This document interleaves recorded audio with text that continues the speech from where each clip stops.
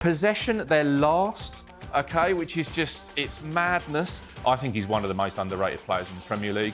It is brilliant in front of your eyes. Like, sell him now, get rid of him, it's fine.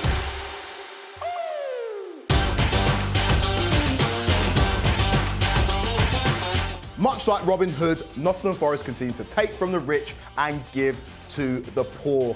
Nuno and his merry men got back to winning ways with a 2-1 victory over Tottenham, putting them back in the driver's seat in the race for Champions League qualification. I'm Kweku Afari, this is Tactics Exposed, and here to explain just how Forest are doing it is the Sun's tactics guru, Dean Scoggins. Dino, as a Chelsea fan, nothing brings me more joy than Spurs suffering. But I do have some sympathy for you having to dissect a victory for Nottingham Forest, which inflicted an 18th league defeat on your beloved Tottenham Hotspur. Yeah. Just how good are Forest? It's a really tough one, this. Really tough one. I've wanted to do a Forest video for quite some time because it's sort of trying to explain the unexplainable of how a team that only just avoided relegation with the lowest points tally to stay up last season in 32 points are in the driving seat for the Champions League. It's quite incredible, but the reason that I've waited is because I actually wanted to see them in the flesh, much for my sins. And last night I was there to watch it in the Tottenham Stadium, and I've gone through it again and again. And I'm still not sure it quite makes sense, but I'm going to try my best to explain how they are doing it. Let's get cracking then. What are the 5 things you noticed from the game last night? Yeah, it was the first one is stats just not right. And, you know, we'll go through those in detail. The second is the centre-back, dreaming dreams of our Murillo. I know you like that one. And number 3, attacking-wise, they're very, very good as well. So don't look back Elanga, how they counter-attack, we'll go through that. Number 4, Chris Wood, how can we avoid him? Where there's Forest, there's Wood, obviously. I like these. And, I'm on fire today, I think, on those ones. And number 5, give him L. I saw one of the best performances in midfield, I think, for quite some time in there. He's very, very underrated, Elliot Anderson, and how he makes their midfield work. Let's start on point number 1 that you noticed. And Nottingham Forest continue to defy logic, defy statistics, also it's defying what we know as football, right? You're a man who delves into tactics and the stats, but Nottingham Forest seems to be getting the job done without doing what top clubs normally do. Yeah, now I've brought the iPad for a reason because I wouldn't have been able to remember these off the top of my head, but they're 15th for XG, right? They're third in the table, let's remember, okay? They're 15th for XG, but they're first for goals from XG. Bizarre for a start. We'll come back to that. Shot conversion, they're 4th, but the total shots, they're 14th in the league. Like possession, they're last, okay, which is just, it's madness, okay. They're 3rd in the table for goals conceded, so very good at the back, obviously. XG against, they're 6th, you know, XG, we're not quite sure about. They don't press. They're 18th for winning the ball back in the opposition 3rd. So how are they doing it, okay? So, first of all, a defensive setup that is immaculate, okay? I mentioned Murillo, we'll come back to him in a minute, but with Milenkovic, with Murillo, with whoever the fullbacks are, last night we had Williams one side and we had Toffolo the other side, but Williams has played the other, and we've had Ola Aina as well. But basically, they don't go forward. Yeah. So it's Nuno style, park the bus. Every now and again, there's a fullback overlap, but we've got to, what Nuno has done is break them in half, and that sounds daft considering they're quite linked as a team, but they basically defend with 6 and attack with 4. And it's very, very rare that they break that down. So if they've got the ball at the back, they sit just outside the area, a team attacks, they drop onto the edge of the box with 2 in front, and the 2 other wide players come in to make a 4, and then you have Elanga, or if Hudson-Odoi plays, maybe playing off Chris Wood. So they almost defend in a 4-4-2, and it's extremely narrow, and it's extremely difficult to play through, because what they do is they block passing lanes. And so the midfielders are not just looking at the ball in front of them, they're looking behind them at where the other team want to play. So they're blocking those spaces for people to play through those passing lanes. It's extremely intelligent play, but it's effectively putting 4 players narrow and then 2 hard-working forwards in front to sit there and screen. And that's one of the reasons their possession is so low, because they allow the other team to have it when the other team have got the ball at the back. And you'll see, I mean, infuriating Romero last night for Tottenham, just putting his foot on top of the ball again and looking in front of him and having nowhere to pass it.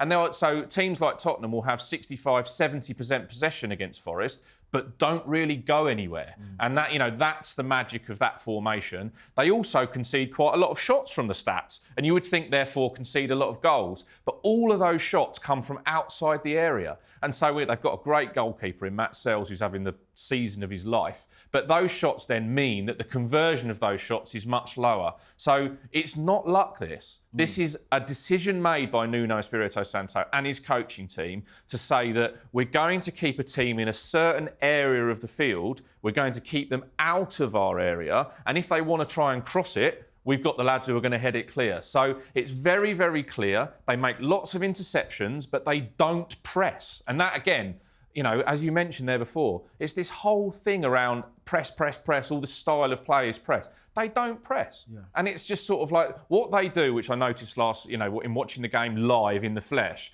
was what's really clever is they set a trap. So they don't press the ball, but as soon as the ball is passed to an opposition player, they're on him to defend him in that scenario. So they conserve their energy in that narrow position, and then they play from there. And it was, I'm not going to say it was a joy to watch, because obviously I was not a neutral in this scenario, but from a tactical perspective, it is brilliant in front of your eyes. And it's so simple and yet so effective, and clearly, third in the table, it's working. And how much of that is a mentality thing? Because we understand the top teams in this league want to retain possession. It gives you traditionally the best chance of winning football matches. But the fact that these Forest players are drilled well enough to allow the opposition to have possession and take their opportunities when they can, how much of it is up there as opposed to the ball at the feet? Well, I think it's a bit of both, and it's trusting the manager. And also, I think momentum is really key in football, right? We talk about that all the time. And, these two teams are the absolute personification of that on both sides of the coin. So if it was all going well for Ange Ball and Tottenham, they're blowing teams away in the style that they play in, and then it's not going so well. They can't break a team down. They lose faith in that. So you have one extra touch. You don't play the ball wide first time when you should, and it all sort of breaks down and gets a bit stodgy. And a team like Forest, if this hadn't worked at the start of the season, everyone gets a bit nervous. Why are we parking the bus? Why aren't we attacking? But it keeps working. And then they go ahead, and then they protect the lead. Yeah. So you keep doing it. Therefore, the players keep believing it even more. The stats go even more in your favour because less possession, more points. So they keep going. Whether this is translatable or not remains to be seen. What is translatable is, it relates to your second point, MARLO. I think he's been one of the outstanding centre-backs this season. I think a lot of top teams will be sniffing around him in the summer. Just how good was he last night? Unbelievably good. And, I think we should be talking about him in the conversation with Van Dijk, and and Diaz, in how good he's been this season. And, look, let's hope he backs it up with another performance next season. But what is so impressive when you see it live and when you watch it sort of close up is that he is so good at making the position narrow and making the gap between the centre-backs so small that it makes it nigh on impossible for a striker to get in that gap. Yeah. And Richarlison had a really difficult night against Milinkovic and MARLO. And then at half-time, Nuno makes a substitution, brings another centre-back on and goes, adapts his formation to be 5 at the back with, and it wasn't wing-backs, it was 5 at the back. We're 2 up, we're going to protect what we've got. And MARLO does this amazing thing where if the ball's on a particular side of the pitch, he brings the other 2 players either side of him really close together, and you can see him actually bringing them in and waving them in. And then we'll show a grab of this as well, is that they're really narrow, and so then the striker can't find that position in between those players. Yeah. And look, we saw Chris Wood's goal, which we'll come back to before. He finds that gap in between the centre-backs, gives Romero a little bit of a nudge. Woeful defending by Romero, by the way, and he just gets brushed aside like, he's been blown away in the wind by Chris Wood, and Chris Wood scores. MARLO, when the cross is about to happen, he does 2 things. First of all, they drop as the cross is about to happen. So let's imagine a free kick, right? A free kick's just about to be taken out wide. Player puts his hand in the air. Yeah. That's the signal then normally for a team to drop back into where they want to be in that defensive line. MARLO does it in open play. It's amazing. Wow. So as the player's about to cross it, MARLO is obviously screaming the instruction to the back 3, back 4, back 5, drop 2 steps. They drop 2 steps and then it drops on his head. And it's just brilliant every time. That's the first thing. The second thing is, just before the cross is delivered, or as the ball's in the air, he engages the centre forward. He nudges him. He gets his arms round him. He makes it difficult to make a jump. And so Tottenham crossed the ball 48 times in 90 minutes yesterday. 48 times and scored one goal. It was actually with their last cross that they scored the goal. But, that just shows you that Forest don't mind it. You cross it, and Spurs, in a way, did the right thing because you can't go through the middle of Forest. You have to get round the outsides and cross the ball in. But they, in a way, did the right thing. But then you've got 2 centre-backs in the first half and then 3 centre-backs in the second half, just munching it up and heading it clear. He was immense. And I'm glad that we don't have to face him again this season with my Tottenham hat on. And I think Richarlison and Solanke will be very pleased they don't have to face him again. In my opinion, one of the best centre-backs in the league this season. Like Absolutely. I said, I think you'll have a lot of suitors. One of the signings of the last 3 or 4 years, absolutely. The business they've done as well, they deserve a lot of credit. Because there was a lot of criticism when they first came to Premier League. It was a bit erratic when it came to transfers. But this year we're seeing a lot of their signings come to the fore. Yeah, and you can't do those tactics without having that solidity with someone like Murillo. So, yeah, brilliant. Another signing that's worked for them, Elanga. Absolutely incredible. Looks like a player reborn. Far cry from the player that we saw play at Manchester United a few years back. Talk about how good he was. Yeah, really, really good again. And again, cleverly with tactics, what they did, Forest. And look, on paper, they might line up as a 4-2-3-1, with 2 holders, and then you think 3 sort of more expansive players off Chris Wood. But the reality is that last night, at the Tottenham Stadium, they played Elliot Anderson sort of more to the left instead of the centre at the beginning. And then they played Morgan Gibbs-White just to the right at the beginning, leaving Danilo and Dominguez in the middle. And then Elanga played almost like a second striker. So much like we've talked about Arsenal in previous shows, where out of possession they drop into a 4-4-2, then that makes them very difficult to defend against. And against a team like Tottenham, and I can't vouch that Forest have done this every game this season, but the 2 wide men are thinking about those inverted fullbacks, like Chelsea do with Maresca, Tottenham do, Manchester City do. They'll be thinking about that in the FA Cup final this weekend. Is Gibbs-White and Elliot Anderson came in narrow to block that channel for the inverted fullback. So there's just no space. No space in those areas. And then Elanga. So Elanga then is almost the guy who's free to go where he wants and cause a problem. So what I mean by that is go and stand in a place or run into a place where a defender's got to think, I can't leave him over there. And then when they win the ball back in transition, that long ball goes for Elanga. And we saw his pace. We saw it against Man United. We saw it against Liverpool. We saw it last night. And he's away then. So the whole thing around the counter-attack, it's not just long ball. No one should be disrespecting Forest to say they're parking the bus and playing long ball. That's not what it is. It is get into a shape where you then can free up those 3 or 4 attacking players with the pace that they've got. And they're being clever about the positions that they're taking up. See Romero sliding in because he's out of position because he's somewhere he doesn't want to be. You've got it in for Romero. I have, really have. Like, sell him now, get rid of him, it's fine. Like, he wants to go to Spain in the summer anyway, just let him go now. And Mickey van der Ven having a race against Elanga. All right, Mickey van der Ven can race Elanga. He's one of the few who can. But that means when you're turning a defence around, and what they do is they disrupt the back line. So when you're a defence and you get counter-attacked against, what managers want to see is a solid 4 or a 3 with 2 in front when a team goes into a 3-2-5 shape, because they can, break up the counter-attack in that shape. But what Forest do is they make you have this sort of jagged back line, because Chris Wood goes and drops in between, the runners go beyond, and then as a midfield player, you're like, I want to press, but I'm scared about going the other way. And so 3 or 4 occasions, Spurs were in this position where this back line is not flat. Then you can't play offside because the centre-back's not quite sure. So they're creating this indecision around Elanga. And, the reason I've put don't look back Elanga, not just because of the, of the pun that's there, is that he just gets his head down and goes. And sometimes the ball comes, sometimes it doesn't. But he goes and runs, and then the ball comes over the top, and the defender's thinking, oh my goodness, I've got so far to go. And they break up play in all those positions, which makes them very dangerous going the other way. And it's one of the reasons why, despite the stats showing that the shots are low, their conversion is pretty high, and that's why they're 3rd in the league.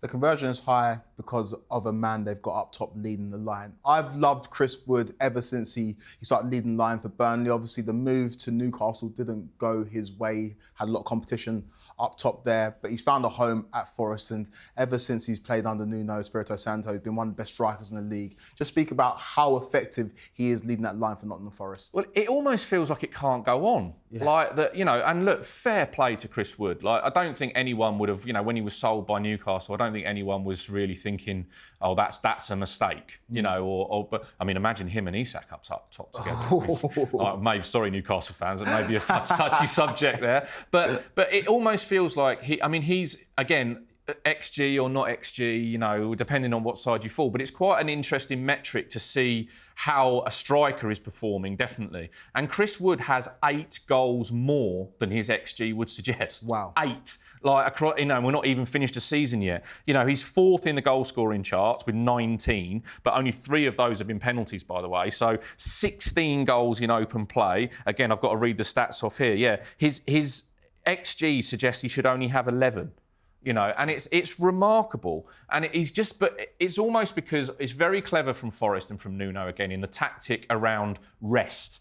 Okay, they rest out of possession. And it seems weird that you can dominate a game with 30% of the ball. But that's what they did at Tottenham, and that's what they've done a lot this season, is they say, it's okay. We're comfortable out of possession because we know how good our defence is organised. And then what that means is, for people like Chris Wood, for people like Elanga, Hudson-Odoi, Morgan Gibbs-White, when they go forward in the other direction, they're rested and they're ready to explode and go. Yeah. So you can have your rest out of possession. You're not pressing, running everywhere. They do about half the number of sprints as what Spurs do, and they've had about half the number of injuries. Can I just ask though, in terms of those XG numbers, that suggests that he's running hot. Is that sustainable for Chris Wood? Well, that's kind of my point. I feel a little bit like, how can it keep going on? And yet he had a goal disallowed, you know, for marginal offside. I mean, even though Ange was going like this, it wasn't this, was it? It was half a shirt offside.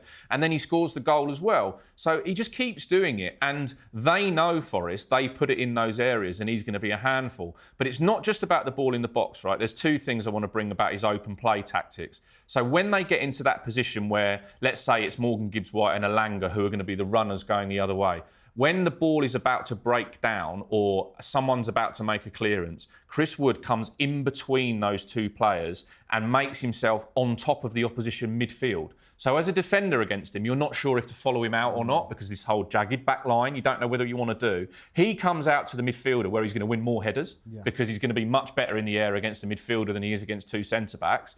And then he then spins it around the corner for the runners to play. So he's doing that link-up play job brilliantly. And then when they do get in a bit of trouble, Forest, and they do get pinned back, Sells is quite happy to go long as a goalkeeper from goal kicks or from wherever it is. And then he wins it in the air there, and they all buzz around him to win the second ball because they know how dangerous he is going to be in the air. He's a throwback centre forward. It's like 90s Premier League stuff. And I love it. It's brilliant because it's a tactic that they're using. Nuno is using the players he's got to the greatest of their ability. And look, I really hope they hang on up there. It's been great. Let's talk about another player that Newcastle let go to Nottingham Forest. Elliot Anderson has been a revelation this season. Eddie Howe pre-season talked about how it was a huge loss letting him leave the football club, and we're seeing it come to the fore at Forest. He's been a great midfielder this year. I mean, the whole PSR we won't go into, but I think he's one of the most underrated players in the Premier League. Unbelievable signing. I mean, his goal last night at the Tottenham Stadium was not necessarily a mark of his game. That's not what he's there for, but he did the business when he needed to. But the thing that I loved about him, and again, watching it live, is his awareness of where he's got to help. There was one occasion where Harry Toffolo did overlap on the left-hand side and went up the left. And then it almost, the attack broke down, and I was looking back at it and I was like, well, why? They only had 4 players in attack again, even though the left back went forward. You'd think they would have 5 in attack. But Elliot Anderson had just gone and stood at left back. And he'd just gone in and understood that if there was a counter-attack going the other way, Forest, and he ended up 1v1 against Odebear in a position and he won the tackle. Just brilliant awareness of what's going on. And also, as I said, they've got this plan to come in narrow. And then what they do is they almost take it in turns to be the runner, because then you rest and then you're in position. And Anderson's understanding of where Morgan Gibbs-White is, because Morgan Gibbs-White's got a bit more of a free role than him, and where Elanga is, means that he's either making a 2 in midfield to cover those 4 going forwards, or he makes a 3 in midfield because he's seen that both of those attackers have gone.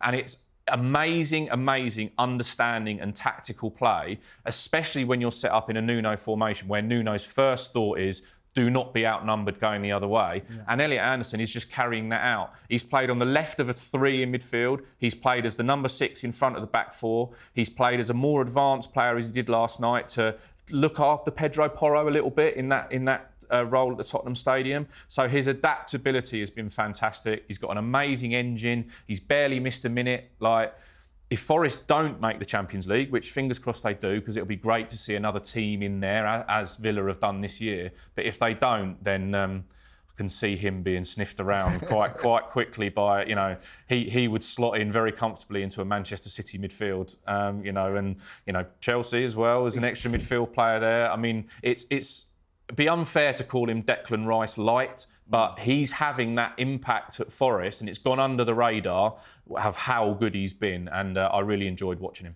Really quickly, you mentioned Man City there. Forest take on Man City in the FA Cup semi-final this weekend. An incredibly intriguing tactical battle. A team in Man City that love to have the ball, a team in Forest that relinquish possession for fun. How does that go, do you reckon, on the weekend? Exactly the same way. There is going to be zero chance of Nuno changing anything for that game.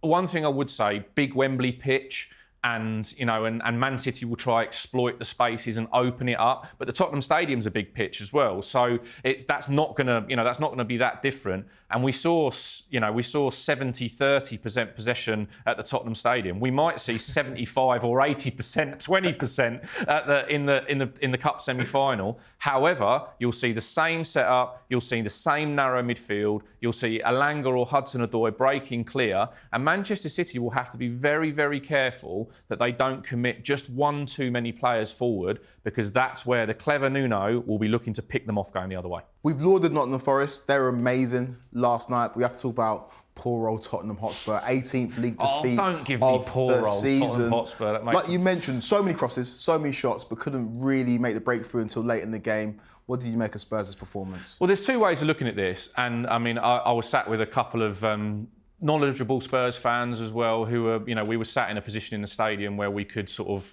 analyse it a little bit without too much pressure being on, because, no disrespect to Nottingham Forest, but obviously Spurs are looking at that big fish of Europe, next week. But it was. There's two ways of saying it. On one hand, Forest let you have the ball, so it's no surprise that Tottenham dominated possession and put lots of crosses in and did create lots of half chances. But the other side of the coin is, of course, that they didn't convert them. And you could say it was a decent Spurs performance second half. They put lots of pressure on. Sells made a couple of brilliant saves. One from Richarlison was outstanding save. But the other, but that's Forest. Forest allow you to do that. So was that really Spurs putting pressure on, or was that Forest saying they made the change at half-time and saying, look, we'll just sit here and soak it up. We've scored twice. You're not going to score twice. Yeah. And they didn't. So, yeah, Spurs aren't at it, but they did have to rest some players. They do have to think about the Europa League. And look, it's the only saving grace for Ange, isn't it, that they're still in Europe.